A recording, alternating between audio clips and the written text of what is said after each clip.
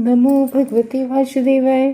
तो आज हम लोग श्रीमद् भागवतम के तृतीय स्कंद के 8वें अध्याय का हम लोग 18वां, 19वां, 20वां 3 श्लोक करते हैं। कल हम लोगों ने जाना था कि किस प्रकार से ब्रह्मा जी कमल के पुष्प पर स्थित थे और न तो सृष्टि को, न कमल को, न अपने भांति को भी नहीं, अपने स्वयं को भली भांति भी नहीं समझ सके।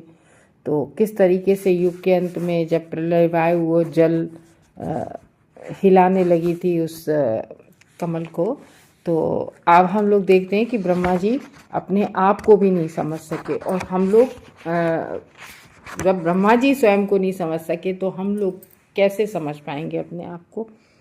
तो देखते हैं आगे। का एस सोहावज पृष्ठ एतत् कुतो वाब्जमनन् यदप्सु अस्ति हि यथास्तादिक किंचिनैत अदधिष्ठितम यत्र सतानुभाव्यम। तो कह रहे हैं इसमें कि ब्रह्मा ने अपनी अनभिज्ञता से विचार किया। ब्रह्मा जी मतलब हम लोग क्या करते हैं, हम लोग अपने आप को बड़ा इंटेलिजेंट तुरंत समझने लगते हैं। अरे ये मेरी माँ है, हम इनके गर्भ से आए, और ये मेरे पिता हैं, और हम तुरंत जो भी देखते हैं वो सब डिसाइड कर लेते हैं। ब्रह्मा ने अपनी अनभिज्ञता से विचार किया। ब्रह्मा जी को कुछ पता नहीं चला तो बड़े विचार किया अनभिज्ञता से कि इस कमल के ऊपर स्थित मैं कौन हूँ और ये कमल कहाँ से फूट कर निकला। उन्होंने कहा आखिर ये कमल निकला कहाँ से है, इसका कोई तो जड़ मूल होगा, कुछ तो होगा, कहाँ से आया ये, फूट कर कहाँ से निकला है। चारों तरफ जल ही जल दिख रहा था।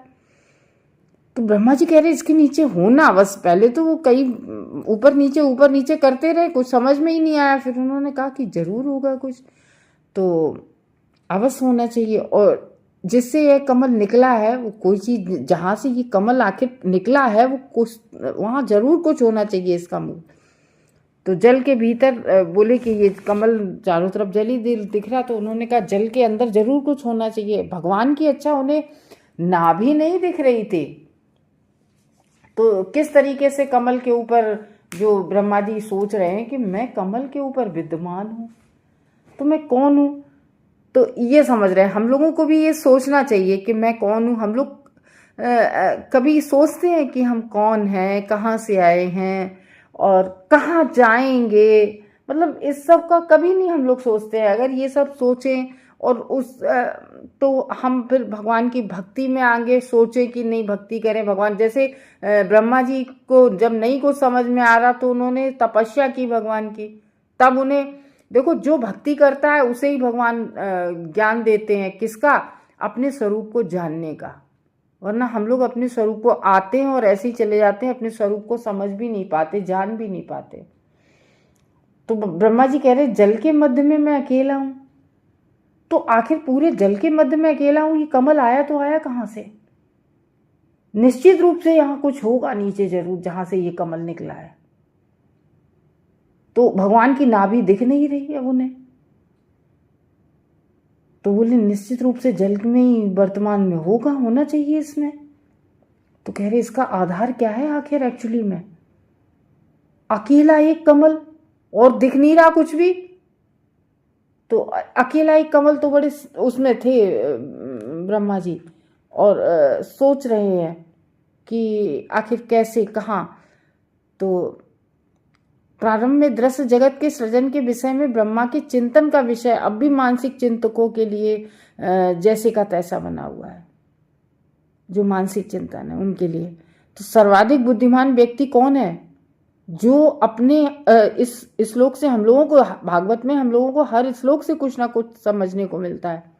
तो इस श्लोक की क्या समझ में मिल रहा है कि जब ब्रह्मा जी ढूंढ रहे हैं अपना अस्तित्व, अपने आप को जानना चाह रहे हैं, तो सबसे बुद्धिमान व्यक्ति इस भौतिक जगत में वही है जो अपने स्वयं के निजी अस्तित्व को और संपूर्ण विराट जगत के कारण को ढूंढने का प्रयास करना चाहिए। हम कभी सोचते हैं कि इतने लोग मर जाते हैं, आखिर जाते कहाँ हैं, आखिर आते कहाँ से हैं? जगत के तो छोड़ो, हम लोग अपने खुद के घर में कोई चला जाता है तो कभी सोचते हैं कि कहाँ गया, कहाँ से आया। तो किसी के बारे में ना सोचो तो अपने अस्तित्व के बारे में तो सोचो। विराट का कारण ढूंढने का प्रयास करना चाहिए। इस तरह से वह परम कारणों को खोजने का प्रयत्न करता है, तब फिर उसको फिर अनुभव भी होता है, रियलाइजेशन भी होता है जब कोशिश करता है व्यक्ति। तो यदि तपस्या तथा अध्यवसाय के साथ, अध्यवसाय मतलब तपस्या यानी कि तप करना, अध्यवसाय ये नहीं है कि प्रतिदिन करना है, मतलब ये नहीं कि एक दिन हम बैठ गए भागवत में या एक दिन भक्ति कर ली, एक दिन भगवान के मंदिर हुआ है बस हो गया। अध्यवसाय नित्य भगवान की भक्ति करना चाहिए, क्योंकि जब अनुभव करेंगे, अनुभव होगा, भगवान हमें ज्ञान देंगे, उनका प्रयास उचित ढंग से संपन्न होता है। जो अध्यवसाय करते हैं यानी कि जो तपस्या भी करते हैं और प्रतिदिन उसको जानने की कोशिश भी करते हैं, तो उनको सफलता मिलती है। ये है। तो 19वें में क्या कह रहे हैं, सा इत्थम द्वितीच्छ तदब्जनाल नाड़ी भिरंत जल मामि विवेश नार्वागत स्थत्खर नाल नाल नाभिम भिचिन्वसंद विंदताजह।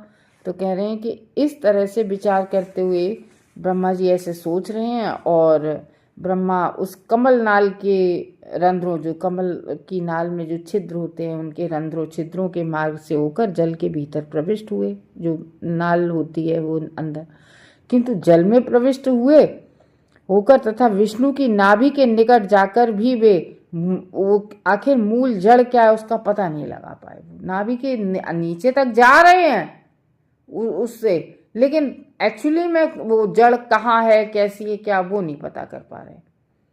तो इसी तरीके से मनुष्य अपने निजी प्रयास से भगवान के पास तक जा सकता है व्यक्ति, किंतु भगवान की कृपा के बिना अब वो जड़ तक जा रहे हैं, पता कुछ नहीं कर पा रहे हैं, तो भगवान की कृपा के बिना वह चरम बिंदु तक नहीं कोई भी व्यक्ति पहुंच सकता है जब तक भगवत कृपा नहीं होगी।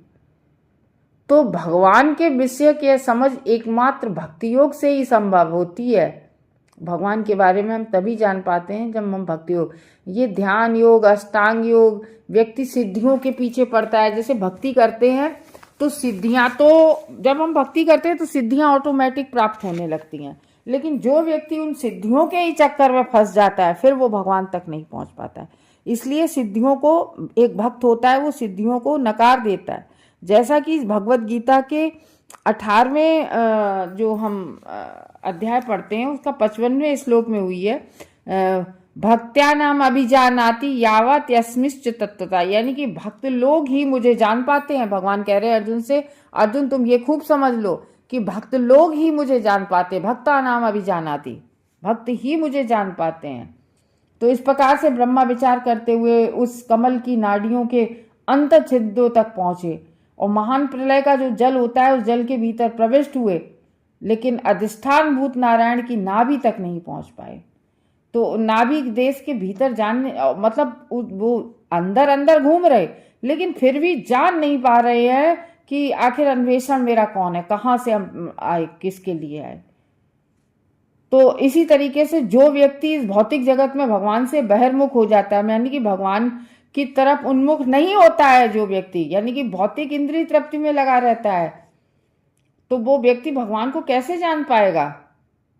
तो कुछ लोग होते हैं इस जगत में, कुछ लोग तो भगवान को सरेंडर कर देते हैं, लेकिन कुछ अभिमानी भौतिकवादी व्यक्ति होते हैं वो कभी नहीं जान पाते हैं। जैसे साइंटिस्ट लोग होते हैं अभिमानी, यानी कि ये नहीं सोचते हैं कि चंद्रमा पे जाना है, लेकिन आखिर ये चंद्रमा किसने बनाया, इतनी अद्भुत चीज।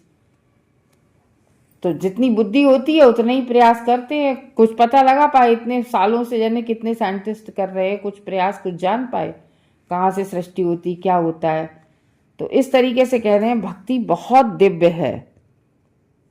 तमस्य पारे विदुरात्म सर्गा विचिन्वयतो अभूत्समःस्त्रीणेमि यो देह भाजा भयमीर्याणा परीक्षिणोत्यायुर्जस्येति। तमस्य पारे विदुरात्म सर्गा विचिन्वतो अभूत्समःस्त्रीणेमि यो देह भाजा भयमीर्याणः परीक्षणोत्यायुर्जस्येति। तो कह रहे हैं इसमें कि बात चल रही है मैत्री ऋषि और विदुर की बीच में। मैत्री ऋषि विदुर को ज्ञान दे रहे हैं, तो कह रहे हे विदुर, अपने अस्तित्व के विषय में इस तरह से खोज करते हुए ब्रह्मा अपने चरम काल में पहुंच गए। जो विष्णु के हाथों में शाश्वत चक्र है ना, विष्णु भगवान के हाथ में चक्र रहता है ना, और जो जीव के मन में मृत्यु भय के समान भय उत्पन्न करता है, तो क्या वो चक्र होता है? काल, समय।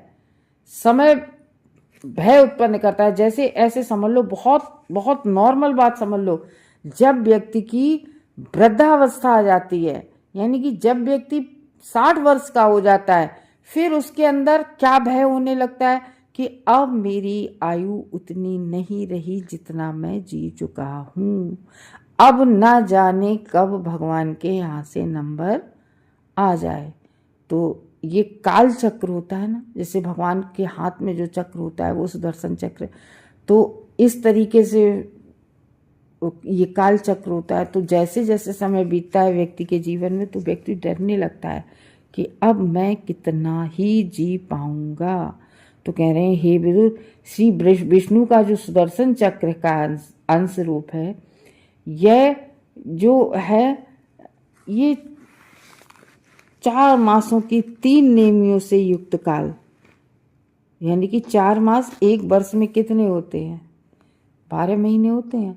4-4 का चक्र होता है। जैसे साइकिल में वो होती हैं पहिए में लंबी लंबी तीलियां टाइप की होती हैं, तो ऐसे ही 4 दूनी 8, 4 तियां 12, ऐसे करके हुए 3। तो ये जो ऐसे 3 चक्र हो गए, 3 तीलियां लग गई 4-4 महीने की। तो इस तरीके से ये समझ लो कि देहधारी मनुष्यों को बहिर्मुख वृत्ति होने के कारण से, हम लोग जो देहधारी हैं, हम लोग पहले तो आत्मा शाश्वत होती है, लेकिन ये जड़ पदार्थ जो हमारी देह है, तो हम जैसे देहधारी मनुष्य क्या हो जाते हैं? इंद्रिय तृप्ति में लगे रहते हैं। कल हम लोगों ने जाना था कि हम यही नहीं समझ पाते कि भगवान ने हमें जीव, आँख, नाक, कान, मुंह सब कुछ क्यों दिए हैं, और हम लग जाते हैं किसमें? इंद्रिय तृप्ति करने में। तो बहिर्मुख वृत्ति होने के कारण से घोर अज्ञान के अंधकार के कारण घोर अंधकार होता है। और क्यों भय क्यों होता है हमें मरने का? क्योंकि हम ये समझते हैं कि बस ये हमारा, क्योंकि शरीर को ही हम अपना सब कुछ मानते हैं, शरीर ही समाप्त हो जाता है। अगर हम आत्मा को अपना सब कुछ मानने लगे तो वही आता है ना गीता में, ये आत्मा है, ये कभी मर ही नहीं सकती है, और प्रलय के समय में भी नहीं कभी मरती है। प्रलय के समय में भी भगवान के हिरण्यगर्भ में हम सब लोग वहीं पर सो जाते हैं। तो भय उत्पन्न हुए सबों की परम आयु को क्षय करता है जो काल है। तो अपने सृष्टि का कारण अन्वेषण, यानी कि मैं कहाँ से आया हूँ, क्यों, ये ब्रह्मा जी अपने सृष्टि के कारण से अन्वेषण करते हुए ब्रह्मा जी वे 100 वर्ष काल तक अवस्थित हुए, यानी कि 100 वर्ष ब्रह्मा की आयु है। लेकिन हम लोग जानते हैं, हम लोग पढ़ते आ रहे हैं कि हम लोगों के 100 वर्ष नहीं होते हैं। ब्रह्मा जी के एक दिन में 1000 चतुर्युग बीत जाते, तब कहीं एक दिन हो पाता है। फिर उतनी ही लंबी ब्रह्मा जी की रात्रि होती है। तो इस तरीके से जब ब्रह्मा जी के 100 वर्ष पूरे होते हैं, तब पूरी प्रलय आती है। तो इस तरीके से आज हम लोगों ने जाना कि ब्रह्मा जी किस तरीके से हाथों में, जैसे विष्णु के शाश्वत चक्र होता है और वो चक्र चलता रहता है, ऐसे ही जब समय निकलता रहता है तो व्यक्ति को वो भय व्यक्ति के अंदर उत्पन्न करता है। तो इस तरीके से कल हम लोग आगे जानेंगे। हरे कृष्ण।